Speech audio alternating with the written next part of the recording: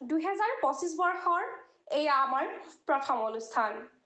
2025 বৰ্ষৰ 20 জানুৱাৰী তাৰিখে royal K presents mister and miss sensational season 2 শীৰ্ষক এটি অনুষ্ঠান অনুষ্ঠিত কৰা হয় আৰু এই হৈ যোৱা অনুষ্ঠানটিত এখনি নৃত্য প্ৰতিযোগিতা লগতে সৌন্দৰ্য প্ৰতিযোগিতা আয়োজন কৰা হয় অনুষ্ঠানটি এগছি বন্তি প্ৰজ্বলনেৰে শুভাৰম্ভ কৰে বিহপুৰীয়াৰ নৃত্য প্ৰশিক্ষক শ্ৰীযুত মুন চেতিয়াদেৱে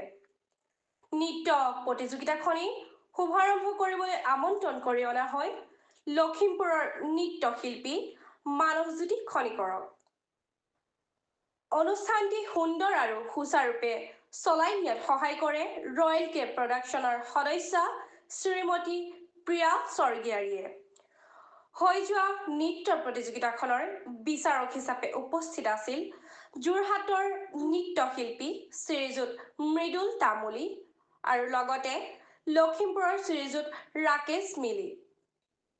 প্ৰতিযোগিতাখনিত ঘোষিকাৰ দায়িত্ব পালন কৰে শ্ৰীযুতা উষামণি বৰুৱা শইকীয়া আৰু লগতে শিখা বৰাই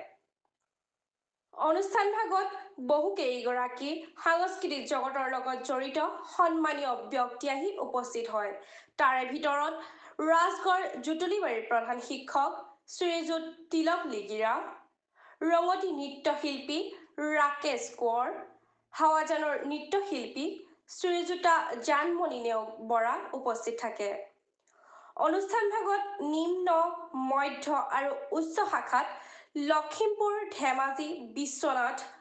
লগতে যোৰহাট জিলাৰ প্ৰায় 70 গৰাকীৰো অধিক নৃত্য প্ৰতিযোগীয়ে অংশগ্ৰহণ কৰে উক্ত অনুষ্ঠানটি ৰয়েল কে কালচাৰেল চেনেলৰ প্ৰতিগৰাকী সদস্যৰ সম্পূৰ্ণ সহযোগিতা আগবঢ়োৱাৰ লগতে অনুষ্ঠানটিৰ নিজ নিজ দায়িত্ব পালন কৰে লগতে কৃষ্ণ শইকীয়া আৰু দীপাংকৰ কোঁৱৰে এই অনুষ্ঠানটি সুন্দৰকৈ পৰিচালনা কৰি সফল পৰিসমাপ্তি ঘটায়